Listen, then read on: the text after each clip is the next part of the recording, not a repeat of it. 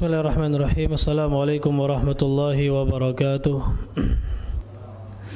Innal hamdalillah nahmaduhu wa nasta'inuhu wa nastaghfiruh wa na'udzu billahi min shururi anfusina wa sayyiati a'malina may yahdihillahu fala mudilla lahu wa may yudlil fala hadiya lahu. Asyhadu an la ilaha illallah wahdahu la syarika lahu wa asyhadu anna Muhammadan 'abduhu wa rasuluhu la nabiyya ba'dah. Ya ayyuhalladzina amanu taqullaha haqqa tuqatih ولا تموتن إلا وأنتم مسلمون يا أيها الناس اتقوا ربكم الذي خلقكم من نفس واحدة وخلق منها زوجها وبث منهما رجالا كثيرا ونساء واتقوا الله الذي تساءلون به والأرحام إن الله كان عليكم رقيبا يا أيها الذين آمنوا اتقوا الله وقولوا قولا سديدا يصلح لكم أعمالكم ويغفر لكم ذنوبكم ومن يطع الله ورسوله فقد فاز فوزا عظيما أما بعد فإن أصدق الحديث كتاب الله وخير الهدى هدى محمد صلى الله عليه وسلم وشر الأمور محدثاتها وكل محدثة بدعة وكل بدعة ضلالة وكل ضلالة في النار. Bapak-bapak sekalian rahimani wa rahimakumullah, alhamdulillah. Ya, pertama-tama marilah kita bersyukur kepada Allah Subhanahu wa taala atas segala nikmat dan karunia yang Allah berikan kepada kita. Karena dengan nikmat-nikmat Allah Subhanahu wa taala kita masih diberikan kesempatan, dan ini nikmat Allah, nikmat kesempatan kesehatan untuk dapat berkumpul kembali di majelis ilmu. Kemudian salawat beriringkan salam selalu tercurahkan kepada suri tauladan kita, yaitu Nabi Muhammad sallallahu alaihi wasallam serta keluarga, sahabat dan orang-orang yang senantiasa mengikuti beliau hingga akhir zaman kala. Ikhwan sekalian, bapak-bapak yang dirahmati oleh Allah Subhanahu wa taala, kita lanjutkan kajian kita, yaitu membahas kitab Ad-Durarul Bahiyah, yang mana alhamdulillah pada pertemuan sebelumnya kita telah menyelesaikan tentang fikih puasa, ya, tentang kitabus siyam itu sudah kita selesaikan, ya, yang diterangkan atau yang dituliskan oleh pengarang yaitu oleh Al-Imam Asy-Syaukani rahimahullahu taala. Nah, insyaallah kita akan kembali melanjutkan kajian kitab Durarul Bahiyah ini. Ya, masuk ke setelah kitabus siyam adalah tentang masalah haji, ya. Maka beliau katakan di sini kitabul haji, ya. Pembahasan berikutnya adalah tentang masalah haji, ya. Fikih haji, hal-hal yang berkenaan dengan haji, hukum-hukum yang berkaitan dengan haji, insyaallah akan dijelaskan tentunya secara ringkas. Sekali lagi karena kitab Durarul Bahiyah ini adalah kitab ringkasan, ya Pak, ya. Bukan kitab yang mutawwal, bukan yang panjang, ya. Menjelaskan tentang ringkasan-ringkasan dari setiap fikih. Ya, nah, beliau katakan di sini poin pertama yang beliau jelaskan adalah tentang hukumnya tentunya, ya. Beliau katakan yajibu ala kulli mukallafin mustati'in fawran. Kata beliau haji itu adalah wajib. Nah, jadi hukum haji adalah wajib. Ya, jelas haji ini adalah ibadah yang disyariatkan oleh Allah dan dia juga ibadah yang diwajibkan. Ya, dalilnya apa saja? Al-Quran, Sunnah, dan Ijma'. Ya, 3 dalil atau hujjah atau sumber hukum, ya, 2 sumber hukum dan 1 yang dijadikan hujjah oleh para ulama, itu Ijma'. Ya, ini jelas dalil-dalilnya. Adapun dari Al-Quran, maka dalilnya adalah surat Ali Imran. Surat Ali Imran ayat 97. Ya, surat ketiga ayat 97 Allah Subhanahu wa taala berfirman, "Walillahi 'alan nasi hajjul baiti man istata'a ilaihi sabila." Ya, kata Allah Subhanahu wa taala, dan bagi Allah Subhanahu wa taala 'alan nas, atas manusia. Artinya wajib bagi manusia untuk Allah Subhanahu wa taala, karena haji itu harus ikhlas kepada Allah Subhanahu wa taala. Apa yang wajib atas manusia itu? Hajjul baiti, ya, haji ke Baitullah, yaitu ke Ka'bah al-Musyarrafah, ya. Akan tetapi bapak-bapak sekalian, kewajiban haji ini, ya, ini ada syaratnya. Ya, nah di dalam ayat ini Allah terangkan syaratnya apa, kata Allah, man istata'a ilaihi sabila, itu bagi siapa yang mampu melakukan perjalanan ke sana. yaitu ke Baitullah tadi, ya. Dan sekali lagi ini dalilnya Ali Imran 97. Wallahu a'lam. Adapun dari sunnah, ya, hadis-hadis Rasul sallallahu alaihi wasallam, maka banyak sekali di antaranya hadis Jibril yang kita kenal, ya, bersama hadis Jibril, yaitu hadis yang diriwayatkan oleh sahabat Umar bin Khattab tatkala Jibril datang menemui Rasulullah yang sedang berkumpul dengan para sahabat. Jibril bertanya, di antara pertanyaan Jibril kepada Rasulullah sallallahu alaihi wasallam adalah fa akhbirni anil Islam, kabarkan kepadaku tentang rukun Islam. Maka Rasulullah sampaikan yang pertama 2 kalimat syahadat, mengucapkan asyhadu an la ilaha illallah wa asyhadu anna Muhammadar Rasulullah. Kemudian iqam salat dan mendirikan salat. Kemudian yang kedua adalah menunaikan zakat, yang ketiga adalah puasa di bulan Ramadan, yang terakhir kata Rasulullah wa hajjul baiti man istata'a ilaihi sabila. Anta hujjal baita in istata'ta ilaihi sabila, yaitu engkau berhaji kata Rasulullah, ya, ke Baitullah kalau engkau mampu melakukan perjalanan ke sana, ya. Nah, ini dalilnya. Begitu juga hadis Abdullah bin Umar, beliau pernah mengatakan beliau pernah mendengar Rasulullah bersabda, apa kata Rasulullah? Buniyal Islamu ala khamsin. Islam ini dibangun di atas 5 perkara, ya. Di antaranya adalah haji ke Baitullah, ya. Nah, hadis ini hadis yang sahih, hadis riwayat Bukhari, ya, Bukhari Muslim dan riwayat Muslim, ya. Allahu a'lam bissawab. Nah, yang ketiga ijma' ulama, ya, tidak ada khilaf di antara para ulama bahwasanya haji itu hukumnya wajib, bahkan dia itu termasuk apa? Min al-ma'lum min ad-din bid-darurah, termasuk perkara-perkara yang maklum, ya, dari ajaran Islam, ya, secara darurat. Artinya tidak ada orang yang diberi toleransi, ya, mengatakan haji saya enggak tahu hukum haji, enggak boleh, karena itu darurah, secara darurah harus diketahui oleh seorang muslim, ya. Kalau dia sudah masuk Islam, sudah belajar tentang Islam, harus tahu bahwasanya haji hukumnya wajib, ya. Nah, sepakat para ulama, dan barang siapa yang mengingkari wajibnya haji, maka dia kafir, ya. Barang siapa mengingkari wajibnya haji, dia kafir. Tidak ada khilaf di antara para ulama ini.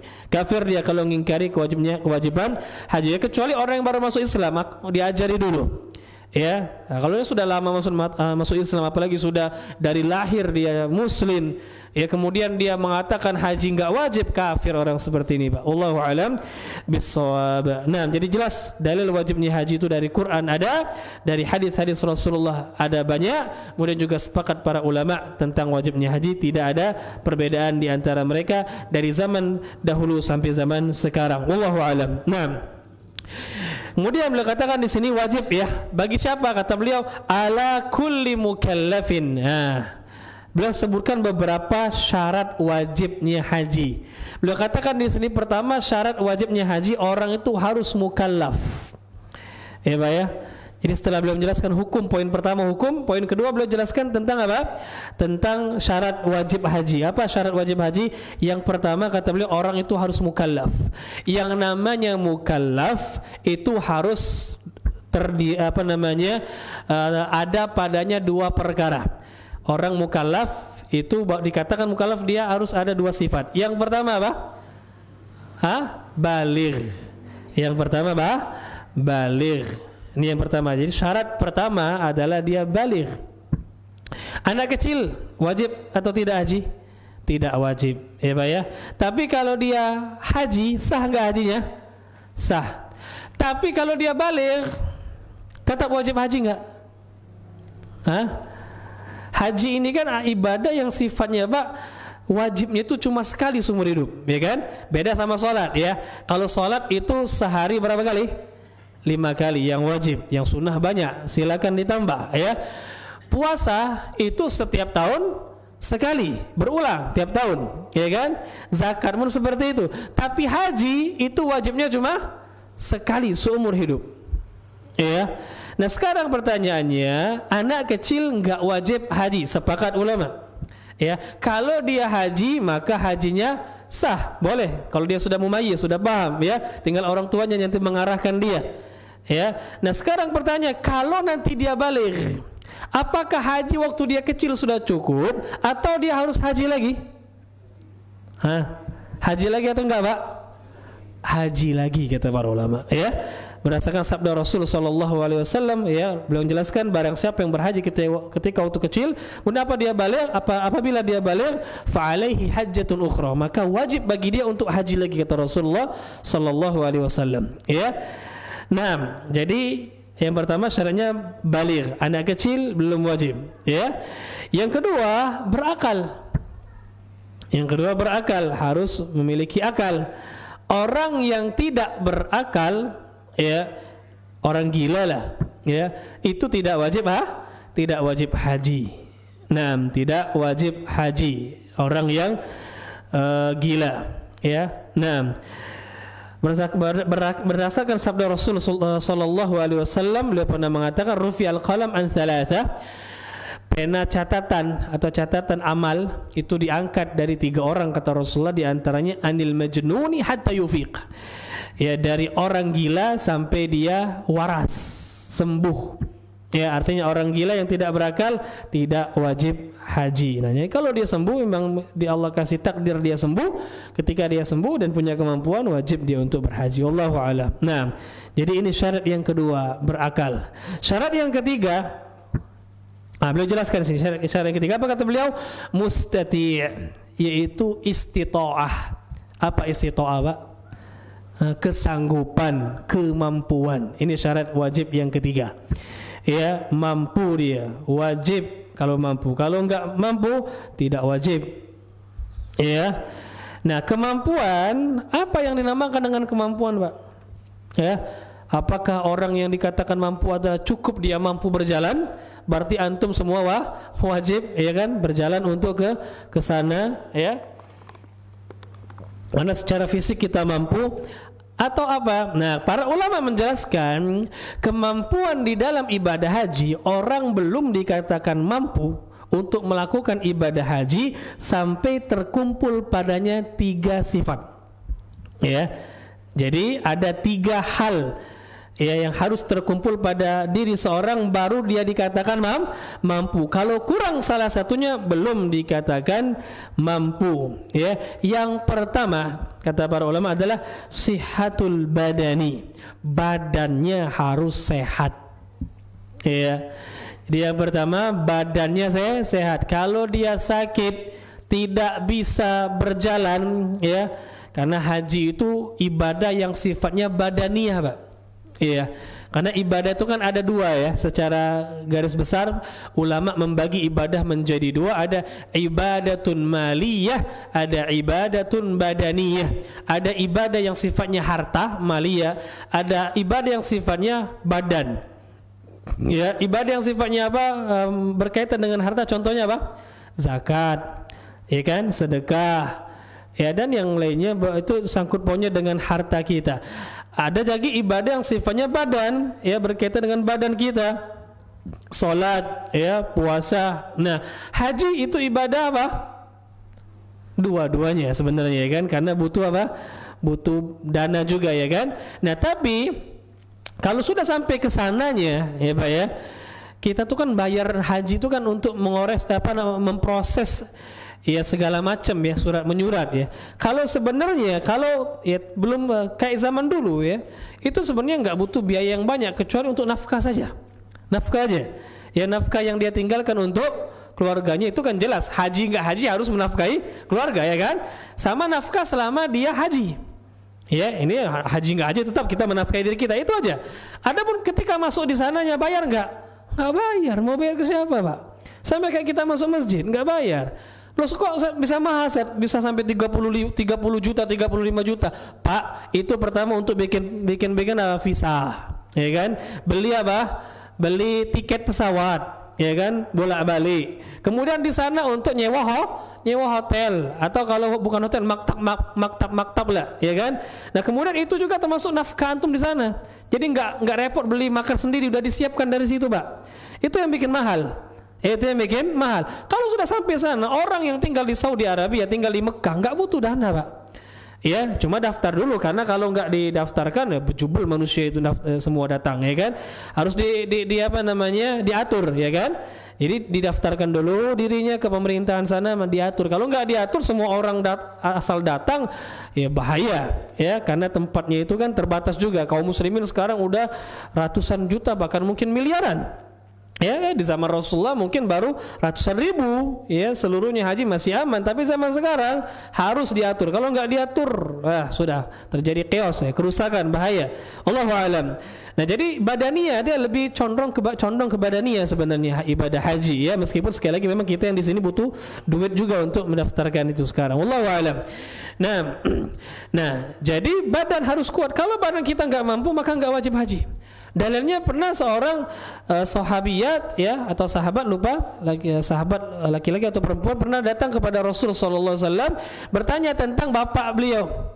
Ya Rasulullah, sungguhnya bapak saya ini telah diwajibkan atasnya haji, akan tapi dia sudah uzur. Ya, la yathbut 'ala rahilah. Tidak bisa dia itu naik kendaraan lagi, enggak bisa. Badannya udah lemah ya Rasulullah. Gimana? Ya Rasulullah nyuruh anaknya untuk menghajikan. Ya. Adapun dia enggak wajib. Adapun dia tidak wajib. Ya, anaknya yang disuruh untuk menggantikan. Ya kalau dia punya harta, betul dia suruh orang lain untuk menghajikan. Tapi badan dia enggak wajib untuk pergi sendiri. Ya, tapi kalau dia punya harta, betul dia nyuruh orang untuk membadalkan dia. Allahu a'lam. Tapi dia sendiri yang berangkat enggak wajib. Makanya ini yang pertama, sihatul badannya harus sehat. Ya. Nah, yang kedua dinamakan dengan sanggup adalah dia memiliki memiliki perbekalan selama dia haji di perjalanan, bekal untuk dia dan nafkah untuk orang yang dia tinggalkan. Ini syarat yang kedua. Ya, seorang itu belum dikatakan mampu kalau dia enggak memiliki bekal selama dia haji, atau ada bekal untuk dia tapi enggak punya nafkah sisa untuk keluarganya. Belum wajib, Pak. Antum baru punya duit 30 juta. Ya, enggak punya kerjaan tetap, ya dagang. Kalau antum haji selama 1 bulan, ya istri anak antum enggak dinafkahi, boleh enggak? Enggak boleh.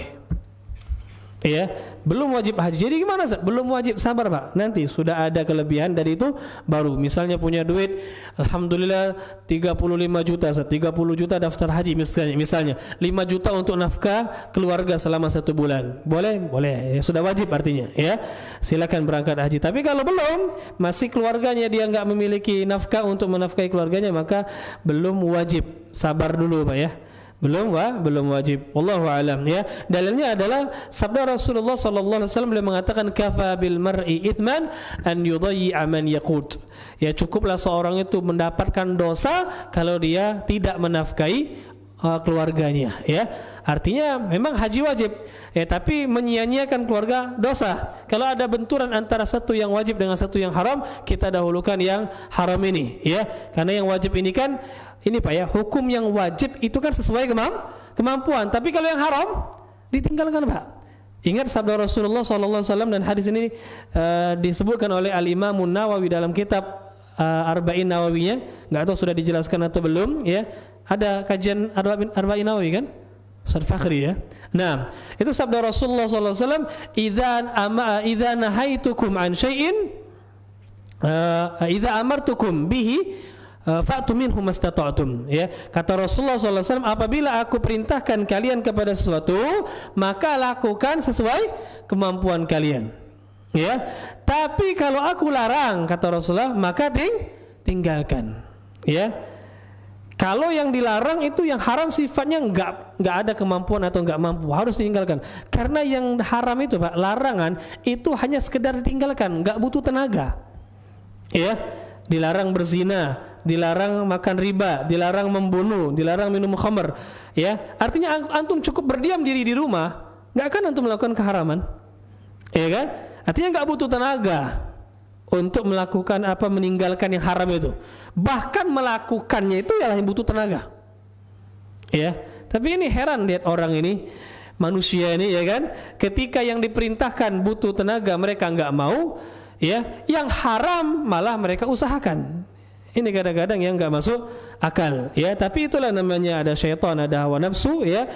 Nah, terkadang manusia terjatuh kepada situ. Jadi larangan itu sifatnya tidak ada mampu nggak mampu, karena cukup ditinggalkan. Antum berdiam diri di rumah itu sudah meninggalkan yang haram sebenarnya, ya, nggak melakukan apa-apa. Tapi kalau yang wajib itu butuh tenaga untuk dilakukan. Makanya Rasulullah mengatakan yang diperintahkan itu sesuai kemampuan. Ya, makanya para ulama mengatakan terkala menyia-nyiakan orang terdekat kita yang wajib kita nafkahi itu hukumnya haram, sedangkan haji hukumnya ya wajib, betul. Tapi terkala berbenturan maka kita katakan haji tidak jadi wajib hukumnya. Terkala antum tidak memiliki bekal atau nafkah yang ditinggalkan kepada keluarga. Ini yang kedua, ya. Jadi harus punya bekal selama perjalanan dan harus punya nafkah untuk keluarga. Wallahu a'lam. Yang ketiga kata para ulama adalah amnut tariq. Ya, aman di perjalanan. Kalau di perjalanan yang enggak aman maka tidak wajib. Artinya gimana enggak aman? Ada peperangan, antum punya duit, badan sehat, ya, tapi di perjalanan enggak aman. Di perjalanan tidak aman, sedang perang, ya. Sedang perang, ada musuh seperti itu, maka nggak bisa kita masuk ke Mekah, ya sudah nggak wajib. Sebagaimana Rasulullah SAW nggak jadi umroh karena ditahan oleh orang-orang kafir Quraisy pada tahun Hudaybiyah, ya kan? Nggak jadi. Nah, padahal Rasulullah mau umroh, kenapa ya? Tertahan. Ya berdosa nggak berdosa karena memang nggak wajib, karena tidak aman jalannya. Begitu juga orang-orang sekarang, Pak. Ya, yang mereka sudah daftar haji puluhan tahun, sudah waktunya haji, badan sehat, tapi nggak bisa berangkat. Kenapa? Corona. Gimana, berdosa nggak sir kami? Enggak, Pak. Ya, karena memang Bapak nggak sanggup, ya, nggak aman. Kenapa? Ada wabah sedang di sana. Ya, dan memang dilarang oleh pemerintah, jadi nggak berdosa. Santai saja. Tapi sangat pengen, nah pengen dengan wajib beda lagi. Kalau pengen, alhamdulillah, memang semua kita pengen. Tapi terkala kita belum berangkat haji padahal kita sudah nyetor duitnya, badan sehat, berdosa nggak? Enggak, alhamdulillah, ya. Nah tapi kalau sudah aman, kita nggak berangkat, nggak daftar, ya, kita punya kemampuan, nah ini baru berdosa jatuhnya.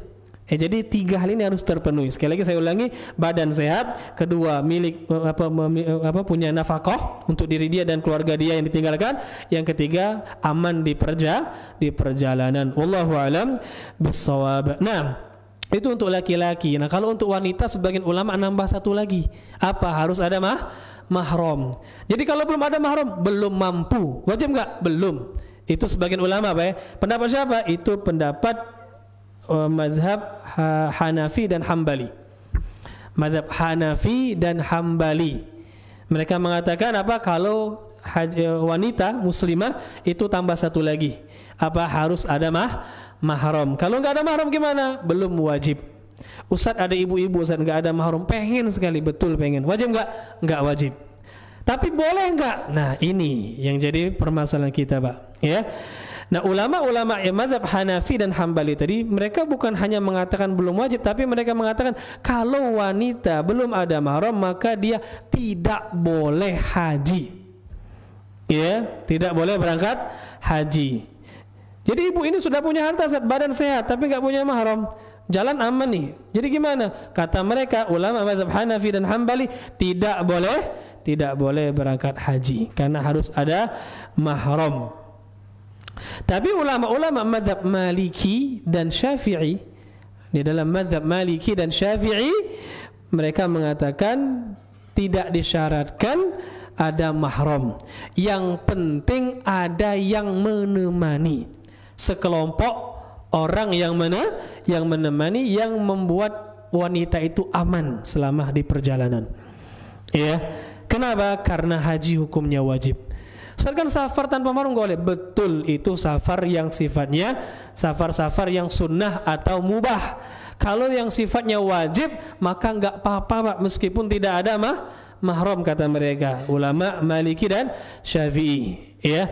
Dan memang betul, ya, ulama mengatakan safar wanita tanpa mahram hukumnya haram, tidak boleh. Tapi ya bisa jadi safar tanpa mahram itu diperbolehkan dalam yang sifatnya wajib bagi dia untuk bersafar, ya. Nah, di antara hal yang disepakati oleh para ulama, wanita boleh safar sendirian, ada, ya. Beberapa keadaan wanita itu boleh safar sendirian berdasarkan kesepakatan ulama. Contohnya apa yang diantaranya kata para ulama adalah seorang wanita yang ditawan oleh orang kafir di negara mereka. Kemudian dia berhasil meloloskan diri. Dia mau pulang ke negeri kaum muslimin, ya kan? Enggak ada lah yang nemani dia mahramnya. Mau kabur kok dari tawananmu, musuh, safar dia sendirian, lari dia. Ya. Boleh enggak? Bukan hanya boleh, wajib dia kabur. Kata para ulama, ya, karena kalau dia ditawan bahaya kan, bisa diperbudak, dizalimi dan seterusnya. Ya, ini diantara bentuk diperbolehkan dia untuk safar sendirian dalam sifat yang apa namanya darurat seperti itu. Ya, nah sebagian ulama haji ini juga seperti itu karena haji ini wajib, safarnya safar wajib. Ya, maka boleh. Ini mazhab siapa? Maliki dan Hambali. Tapi sekali lagi ini masalah khilafiyah, Pak. Ya. Adapun ulama-ulama mazhab Hanafi dan Hambali mereka mengatakan enggak boleh ya. Mereka bertamasuk, berpegang teguh dengan hadis-hadis yang melarang wanita untuk safar tanpa mahram. Ya, mereka menguatkan itu. Imam Malik dan Imam Syafi'i mengatakan boleh, mereka berpegang teguh dengan dalil-dalil yang memerintahkan haji tanpa apa? Tanpa memperinci apakah harus ada mahram atau tidak. Ya, ditambah lagi ada dalil di zaman sahabat ketika Rasulullah wafat, yaitu istri-istri Rasulullah sallallahu alaihi wasallam itu mereka safar, ya. Dan mereka tidak ada mahram, cuma memang mereka diamankan oleh para khalifah di zaman Umar pada waktu itu, ya. Jadi ada istri Rasulullah mau haji, ya kan dari Madinah, Pak ya. Itu Umar khalifahnya, kata Umar mengutus beberapa sahabat untuk menemani istri-istri Rasulullah itu dijaga sampai perjalanan sampai Mekah. Jangan sampai gak ada jaga, ya. Disuruh oleh Umar beberapa orang untuk melindungi istri-istri Rasulullah tersebut. Nah, kata para ulama pada waktu itu tidak jelaskan mereka ini ada mahram. Tidak dijelaskan mereka ada mahram, tapi memang mereka dijaga agar selamat sampai tujuan. Ini dalil para ulama yang membolehkan wanita itu untuk haji meskipun enggak punya mahram, tapi dengan syarat ada rombongan yang membuat mereka aman. Ya. Wallahu a'lam bishawab. Ya, sampai sekarang ana pribadi ini pendapat pribadi ya, Pak ya. Ya tidak sesuai juga enggak masalah. Ini masalah khilafiyah sekali lagi ya. Lebih condong kepada pendapat Imam Malik dan Syafi'i. Ya, anak pribadi. Ya, jadi gimana, Zat? Silakan. Wajib dia untuk haji. Mahramnya enggak ada, Zat. Tetap berangkat. Karena di Indonesia ini alhamdulillah, Pak, pemerintah kita itu dia ngatur ya. Pastikan ada kloter ya kan? Kelompok terbang dibikin ya, kelompok ini insyaallah aman tuh ibu-ibu kalau ikut kelompok itu. Ya, dan ada yang jaga dia aman sampai tujuan, ya, sampai balik juga insyaallah selamat biasanya. Dan banyak ya ibu-ibu yang bahkan yang tua-tua berangkat sendirian, alhamdulillah aman-aman saja balik ke kampung halaman dia dengan selamat. Karena Rasulullah itu melarang wanita safar sendirian, itu kan sebabnya, ilahnya kata para ulama, ya, untuk menjaga keselamatan mereka, kan itu sebabnya. Ya, maka selama dia aman di perjalanan, ya enggak masalah kata para ulama ini. Ditambah ini safar wajib. Ya, kalau safar sunnah taruhlah kita katakan kita kuatkan dalil yang melarang. Ya. Nah, tapi ini safar wajib, maka bertentangan. Maka kita lihat dalil-dalil yang mendukung itu lebih condong kepada pendapat ini. Allahu a'lam bishawab. Jadi kalau ada seorang wanita yang dia sudah daftar haji, ya, pertama dengan suaminya misalnya, karena suaminya meninggal akhirnya enggak bisa digantikan oleh orang lain, gimana saat dia harus berangkat? Ya sudah berangkat insyaallah. Ya, sekali lagi ada mazhab ulama salafnya dan ada nukilan-nukilan dari istri-istri Rasulullah sallallahu alaihi wasallam dan sebagian ulama salaf, insyaallah berangkat. Ya, Allahu a'lam bissawab. Nah, kalau kita ikut pendapat ulama Saudi, jelas mereka melarang, Pak. Di Saudi itu kan mazhabnya Hambali, ya. Nah, tapi kalau kita ikut pendapat fatwa-fatwa ulama di Indonesia, notabene Syafi'iyah, jelas boleh seperti itu. Begitu juga ulama-ulama yang banyak Syafi'iyahnya, ya. Nah, barakallahu fikum. Jadi, adapun dalil memang bertentangan, ya, tapi itulah athar sahabat tadi yang lebih menguatkan pendapat Imam Malik dan Syafi'i tadi. Tapi tetap bersyarat harus ada rombongan. Kalau enggak ada dia safar sendirian, ya itu jelas enggak boleh. Karena rawan sekali, ya. Barakallahu fikum. Nah, wallahu a'lam bishawab. Kita lanjutkan. Jadi ini syarat-syaratnya, Pak ya. Mukallaf, kemudian dia mampu. Nah, beliau katakan di sini adalah fauron. Nah, Poin ketiga yang beliau jelaskan tentang wajib haji tadi, yaitu tentang apakah wajib haji itu Pak, itu harus disegerakan atau boleh ditunda. Ya, artinya ketika orang sudah wajib haji, badan sehat, duit punya, ya, perjalanan aman, ya, dia sudah memang wajib, orang mukallaf, berakal, sudah balik, seluruhnya syarat-syarat itu sudah dia penuhi, ya. Nah sekarang pertanyaannya, apakah tatkala dia sudah memiliki kemampuan, wajib dia untuk segera berangkat haji atau boleh dia tunda dulu? Ya, boleh dia tunda dulu atau harus segera? Nah ini termasuk permasalahan yang diperselisihkan oleh para ulama dari zaman dulu sampai zaman sekarang, ya. Nah ini berselisih ulama Pak, ya. Sebagian ulama mengatakan wajib haji itu fauran, itu harus disegerakan. Kalau orang sudah mampu harus segera haji. Kalau ditunda tahun depan berdosa, ya, tidak boleh ditunda. Dan ini pendapat mayoritas ulama. Ini pendapat mayoritas ulama. Abu Hanifah, ya, Imam Malik, Imam Ahmad, jumhur, ya, mazhab Hanafi, Maliki dan Hambali. Mereka mengatakan haji itu wajibnya fauran, harus disegerakan, enggak boleh ditunda. Kalau tunda berdosa. Ya, jadi orang-orang yang sudah punya kemampuan, yang harusnya dia segera daftar tapi dia enggak daftar, ya, punya sudah duit 30 juta untuk daftar haji, enggak daftar, ditunda, berdosa. Berdosa. Ya. Jadi silakan lihat tabungan antum yang punya uang lebih, ya, tapi belum daftar haji, berdosa Pak. Menurut pendapat ini, ya, kalau kita menguatkan pendapat mayoritas ulama ini, berdosa kata mereka, ya. Allahu a'lam. Nah, pendapat kedua mengatakan wajib haji itu tidak harus disegerakan. Jadi gimana? Boleh ditunda. Intinya harus berangkat, ya, seumur hidup sekali.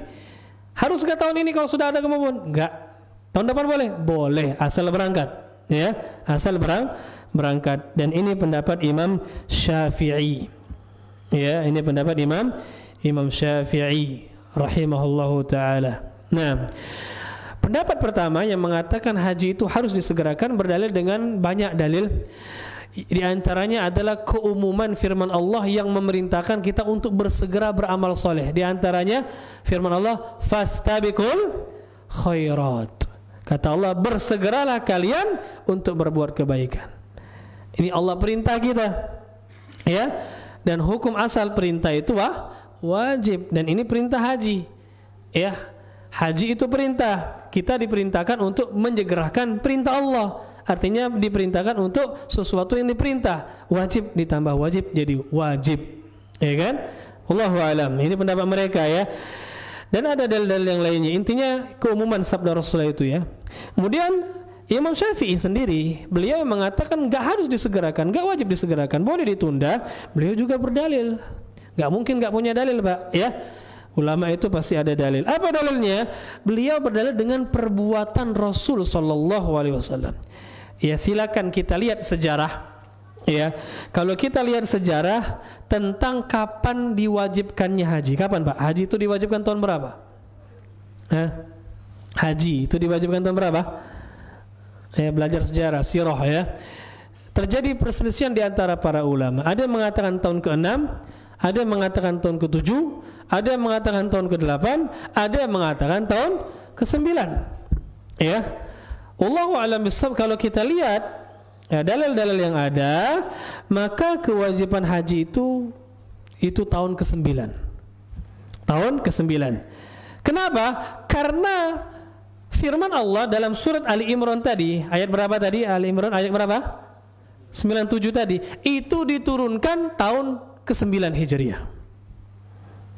Padahal ini jelas ayat tentang wajibnya haji, ya kan? Nah, ayat ini kata para ulama diturunkan pada tahun ke-9 Hijriah. Ya, artinya memang berarti tahun 9. Ya, dan ini dibuktikan lagi Rasulullah nyuruh Abu Bakar sahabat Abu Bakar itu disuruh haji pada tahun 9. Ya, tapi Rasulullah gimana Ustaz? Belum berangkat. Rasulullah itu berangkatnya tahun ke-10 Hijriah. Ya, Rasulullah itu berangkatnya tahun ke-10. Tahun ke-9 gimana? Tatkala sudah turun ayat ini memerintahkan haji, belum berangkat. Tapi Rasulullah nyuruh sebagian sahabat, di antaranya Abu Bakar, disuruh untuk berangkat haji duluan. Rasulullah enggak. Nah, kata Imam Syafi'i, lihat, Rasulullah kan nunda. Nah, Rasulullah nunda. Kalau seandainya kewajiban haji itu harus disegerakan, maka enggak boleh dong Rasulullah nunda. Ya, ketika Rasulullah nunda 1 tahun, berarti itu dalil bahwasanya boleh untuk ditunda. Ya, wallahu alam bissawab. Nah, ini pun dalilnya sebenarnya ya ada kuatnya, Pak. Ya. Nah, ada kuatnya dalil Imam Syafi'i ini. Wallahu alam bissawab. Tapi tentu saja kalau kita mau berhati-hati, ya, maka lebih baik jangan ditunda. Ya. Maka lebih baik jangan ditunda, Pak. Ditambah lagi kita nggak tahu kapan ajal jemput, ya. Kita nggak tahu juga apakah tahun depan masih sehat atau tidak. Maka tatkala sudah ada kemampuan untuk berangkat haji atau untuk daftar haji, segera didaftarkan. Kalau sudah waktunya berangkat, segera berangkat. Jangan ditunda-tunda, ya. Terlepas dari khilaf ulama, ya, terlepas dari pendapat-pendapat ulama, jelas kita sepakat, ya, amal soleh itu makin cepat makin baik, makin bagus. Kan seperti itu kita sepakat, ya kan? Amal soleh itu jangan ditunda-tunda.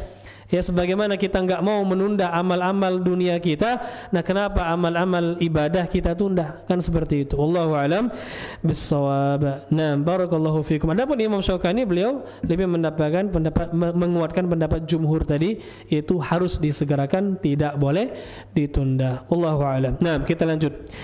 Beliau katakan di sini faslun, pasal. Ya, ada satu pasal berikutnya.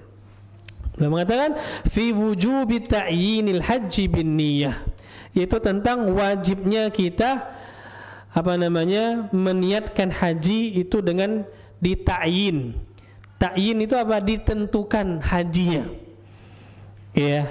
Jadi ketika kita niat untuk haji, kita wajib menentukan jenis haji yang kita inginkan. Ustaz, haji banyak jenisnya? Iya. Ya. Jenis ibadah haji itu ada 3. Haji itu ada 3 macam. Ya. Yang pertama dinamakan dengan haji ifrad. Yang pertama haji ifrad. Yang kedua haji qiran. Yang kedua haji qiran. Yang ketiga haji tamattu. Ya, yang ketiga namanya haji tamattu. Jadi ada 3 jenis ini. Jadi kalau seorang mau berangkat haji, dia harus memilih salah satu dari ini, dia niatkan mau haji yang mana. Ya. Ifrad itu apa, Ustaz? Ifrad itu, Pak, adalah orang berniat untuk haji saja pada musim haji. Ya. Nah, sekarang pertanyaannya, haji itu musim haji, ya, itu bulan apa? Nah, haji itu dikerjakan pada bulan apa, Pak? Iya, puncaknya di bulan Zulhijjah. Tapi sudah mulai masuk bulan haji itu di bulan Syawal. Ya, selesai Ramadan, masuk Syawal, itu sudah masuk bulan haji. Ya. Kemudian Zulqa'dah, kemudian puncaknya di bulan Zulhijjah. Ya. Nah, jadi kalau ada orang mau mulai melakukan ibadah haji dengan haji yang tamattu atau qiran, itu sudah boleh di bulan Syawal, ya. Nah, tapi kalau ifrad ini dia hanya niat haji saja, Pak, enggak niat umroh. Ya. Dia hanya niat haji. Dia berangkatnya cuma untuk haji saja nanti. Ya sudah. Ya, nanti pada tanggal 8 Zulhijjah langsung dia berada di Mina, itu namanya hari Tarwiyah. Ya, berangkat ke Mina, nanti dia bermalam di Mina.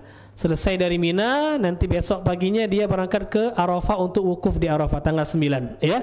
Sampai sore dia beranjak ke Muzdalifah, bermalam ke Muzdalifah, dan seterusnya sampai selesai ayyamut tasyrik, lempar jumroh. Nah, wallahu alam, ya. Nah, jadi itu ifrad, cuma niat haji. Adapun qiran, itu dia niat 2. haji sekaligus umroh, tapi amal perbuatannya satu. Niatnya aja Pak digabung. Niatnya digabung, saya mau haji sekaligus umroh, tapi amal perbuatannya satu. Ya, artinya dia cuma beramal seperti haji ifrad saja Pak. Niatnya yang dua, tapi amalannya satu, sama seperti haji ifrad perbuatannya, tapi niatnya dia niatkan dua. Bedanya kalau orang haji ifrad itu nggak perlu bayar dam, tapi kalau dia haji qiran dia harus bayar dam, wajib bayar dam. Ini bukan dam karena melakukan kesalahan, tapi namanya damu syukron, sebagai bentuk syukur kita kepada Allah karena dimudahkan dengan satu amal perbuatan tapi bisa dua pahala, haji dan umroh. Nah, ini qiran. Ada lagi namanya tamattu tadi. Tamattu itu adalah kita melakukan haji dan umroh pada bulan-bulan haji. Ya. Jadi umroh dulu, selesai umroh kemudian baru haji, contoh. Ya. Dan ini banyak biasanya dilakukan oleh ya kloter-kloter awal itu. Nggak tahu di Indonesia ya, anak pribadi nggak tahu ya. Tapi biasanya kalau kloter-kloter awal itu mereka berangkat ke Madinah dulu biasanya ya. Nanti dari Madinah baru mereka ihramnya dari Bir Ali, baru nanti tamattu umroh dulu seperti itu, baru nanti haji lagi ya. Nah, intinya melaksanakan ibadah umroh lupa di musim haji. Jadi kalau ada orang sudah mau mulai berangkat di bulan Syawal, boleh nggak Ustaz? Boleh. Itu bulan haji udah masuk. Jadi di bulan Syawal dia sudah sampai Mekah. Nah, dia umroh dulu. Umroh itu kan kewajibannya ihram di miqat, kemudian pakai baju ihram, ya. Lalu dia niat tentunya, ihram itu niat maksudnya. Lalu sampai di Mekah dia tawaf 7 kali, selesai tawaf dia sa'i 7 kali, selesai dia langsung memendekkan rambutnya. Ya, boleh botak, boleh pendek. Tapi kalau waktu sudah mepet dipendekkan saja. Ya, tapi kalau masih Syawal dia mau botak boleh. Jadi dia Syawal misalnya umroh, dia mau botak kepalanya, dibotakkan oleh dia kepala dia. Nah, sudah selesai itu sudah boleh, halal Pak dia. Ya, kemana setelah itu? Setelah terserah dia mau kemana. Ya, mau dia beribadah di Mekah atau dia mau ke Madinah dulu, terserah. Ya, nah nanti masuk di bulan Zulhijjah dia balik lagi. Tanggal 8 dia ke Mina dan seterusnya. Intinya dia umroh kemudian haji pada tahun yang sama di bulan haji, bulan-bulan haji ya, Syawal, Dzulqa'dah dan Zulhijjah. Ini namanya haji tamattu. Ya, ini namanya haji tamattu. Nah, wallahu alam. Jadi ada 3 jenis haji. Nah, orang yang ingin berangkat haji dia harus jelaskan, dia tentukan dia niatnya yang mana ya. Nah, kalau ditanyakan tiga-tiganya boleh, boleh ketiga-tiganya. Tapi yang mana yang afdal? Para ulama mengatakan yang afdal adalah tamattu. Haji tamattu. Jadi antum umroh dulu, selesai sudah itu tahallul, sambil nunggu di hari ke-8 Zulhijjah, ya terserah mau ngapain, nanti baru haji. Ya, ini yang afdal. Makanya beliau katakan sini wal awwalu afdaluha. Dan yang pertama tamattu kata beliau, karena beliau jelaskan tamattu tadi dulu, yang pertama tadi itu yang paling afdal. Jadi haji tamattu itu yang paling afdal kata beliau. Ya. Nah, wallahu alam bissawab. Wa yakunu al-ihram min al-mawaqit al-ma'rufa wa man kana dunaha fa mahalluhu wa ahluhu hatta ahlu Makkah min Makkah. Nah, kemudian beliau jelaskan tentang cara berihram. Beliau katakan, dan ihram, orang berniat haji melakukan ihram itu dilakukan di miqat. Itu dilakukan di miqat ya Pak ya. Seorang itu melakukan niat ihram ibadah haji, memakai pakaian ihram itu dimulai tatkala dia sudah sampai di miqat. Nah, di miqat itulah dia berniat dan dia memakai pakaian ihram dia. Ya, apa itu miqat Pak? Miqat itu adalah tempat-tempat yang sudah ditentukan oleh Rasulullah SAW untuk jadi pembatas.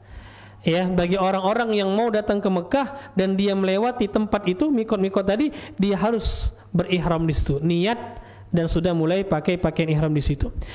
Yang miqat ini ada 5. Miqat haji itu ada 5. Ya. Nah, yang pertama adalah Dzulhulaifah. Dzulhulaifah. Ya. Itu miqatnya penduduk Madinah. Itu miqatnya penduduk Madinah dan yang searah dengannya. dan yang searah dengan Madinah. Artinya dari sisi sebelah utara Mekah, karena Madinah itu kan ada di utara Mekah ya. Nah, jadi seluruh yang ada di Madinah dan di atasnya di utaranya itu miqatnya adalah Dzulhulaifah. Sekarang enggak dikenal nama Dzulhulaifah, Pak.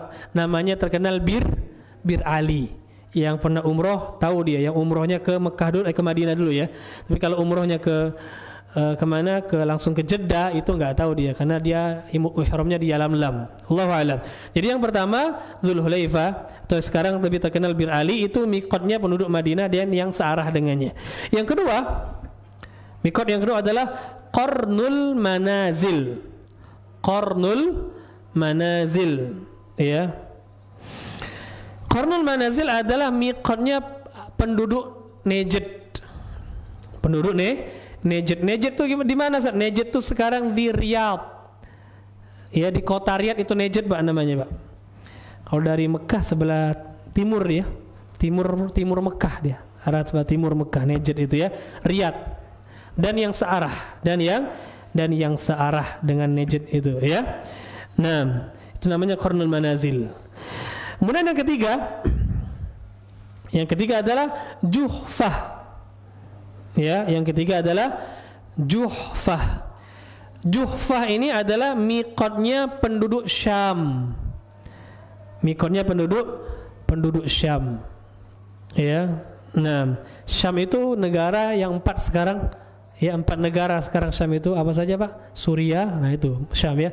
Suriah, Lebanon, Yordania, Palestina, 4 ya. Nah, itu namanya Syam, Pak. Nah, orang yang penduduk di situ yang mereka ingin haji, ihramnya di tempat namanya Juhfah. Ya. Nah, kemudian yang keempat Yalamlam. Keempat namanya Yalamlam. Itu miqatnya penduduk Yaman dan yang searah dengannya. Dan Yaman ini adanya di sebelah selatan Mekah, selatan, Pak. Ya, sebelah selatan Mekah. Jadi seluruh penduduk yang sebelah selatan ya, Yaman ke bawah selatan itu miqatnya di Yalamlam. Ya, di Yalamlam. Wallahu alam. Yang terakhir adalah Dzatu Irqin. Dzatu Irqin. Ya. Dzatu Irqin itu miqatnya penduduk Irak. Penduduk Irak dan yang searah dengan Irak. Ya. Allahu alam. Kita azan dulu karena sudah masuk waktu Isya. Barakallahu. Nah, jadi ada 5 miqat ya yang ditentukan oleh Rasulullah sallallahu alaihi wasallam untuk orang-orang yang mau melakukan ibadah haji. Nah, sekali lagi, jadi ihram itu harus di miqat. Ya, Pak ya, ihram itu harus di miqat dan enggak boleh lewat. Kalau kita yang ada di Indonesia miqatnya di Yalamlam.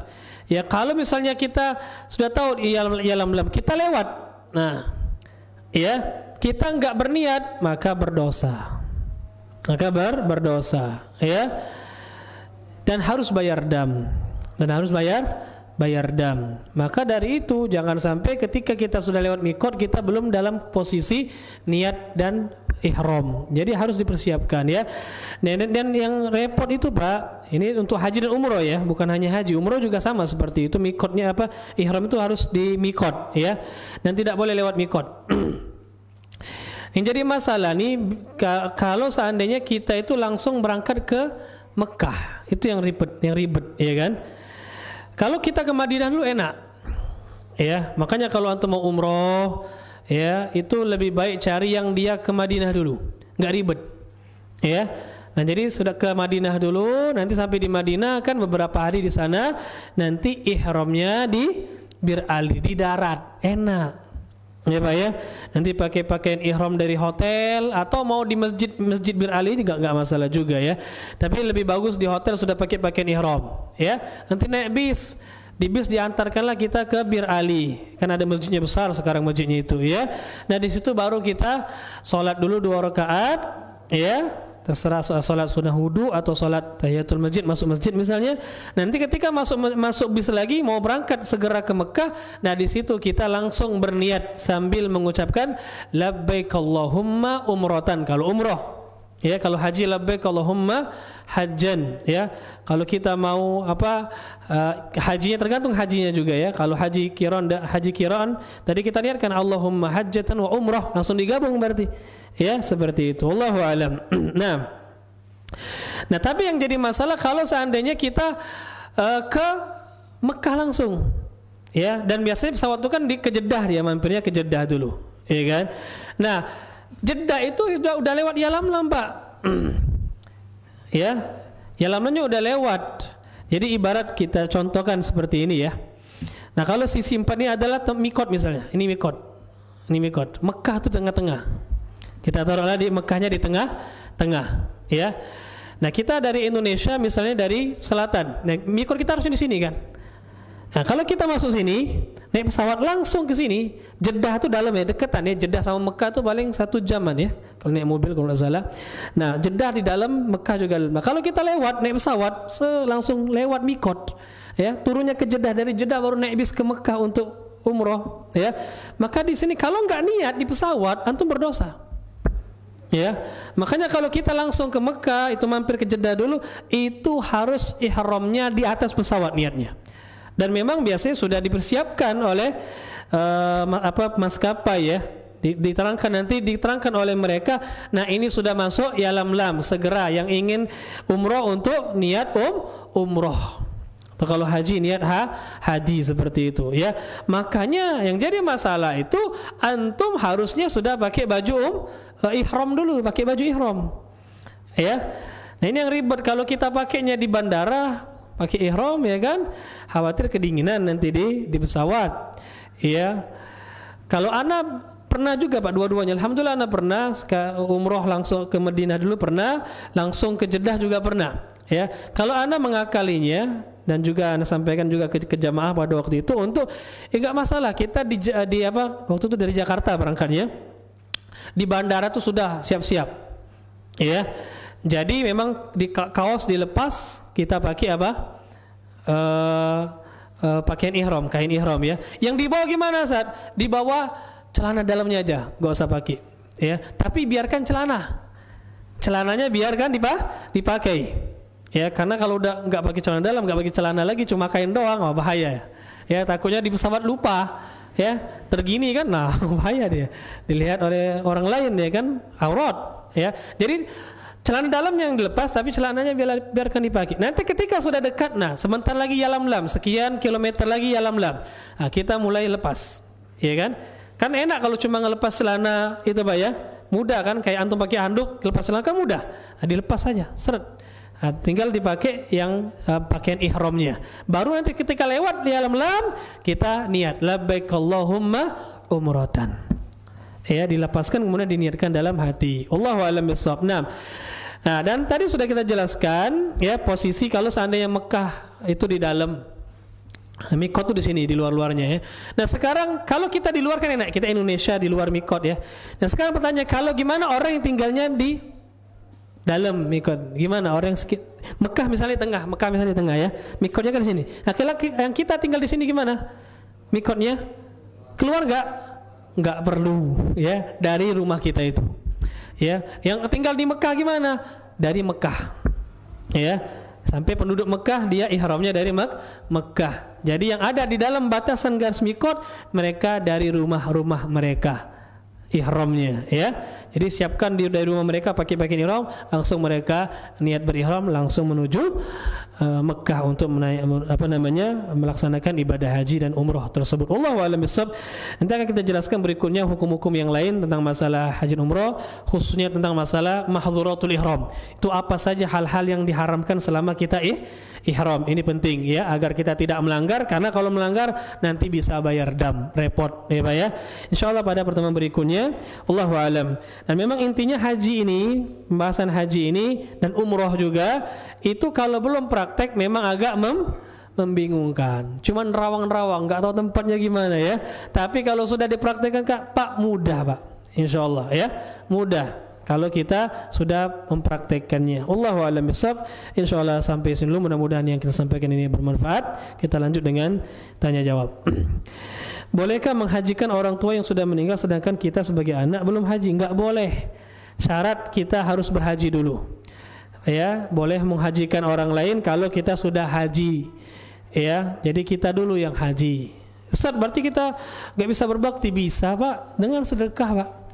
Ya, nggak harus dengan menghajikan. Kalau haji kita dulu yang haji. Sudah kita haji, silakan mau menghajikan orang tua kita. Ya, Allahu a'lam. Waalaikumsalam warahmatullahi. Bolehkah seorang perempuan safar yang mana perempuan tersebut safar dikarenakan perjalanan dinas bersama rombongan? Ya, nggak boleh. Kita tadi hanya membolehkan ketika safarnya haji yang wajib atau umroh yang wajib. Ya, adapun safar-safar yang seperti ini maka tetap ke hukum asal, tidak diperbolehkan. Ya, tidak diperbolehkan. Nah, Rasulullah bersabda, ayyuma mura'atin tu'minu billahi wal yawmil akhiri fala tusafir atau la tusafiril mar'ah, ya, la tusafiril mar'ah illa ma'adhi mahramin. Tidak boleh seorang wanita itu safar kecuali dengan mahram. Dan ulama sepakat bahwasanya enggak boleh wanita itu safar dengan safar tanpa mahram. Harus ada mahramnya. Ya, kalau jalan tidak aman tambah lagi. Allahu a'lam. Jadi enggak boleh. Harus cari mahram, ya. Saat ada rombongan, meskipun ada rombongan. Yang kita kasih kemudahan tadi itu untuk haji saja. Haji wajib atau umrah yang wajib, ya. Allahu a'lam bissawab. Nah, masih ada pertanyaan? Tidak ada? Mudah-mudahan yang saya sampaikan bermanfaat. Lebih kurangnya saya mohon maaf kepada Allah. Saya mohon ampun. Kita tutup dengan doa kafaratul majlis. Subhanakallahumma wa bihamdika asyhadu an la ilaha illa anta astaghfiruka wa atubu ilaik. Assalamualaikum warahmatullahi wabarakatuh.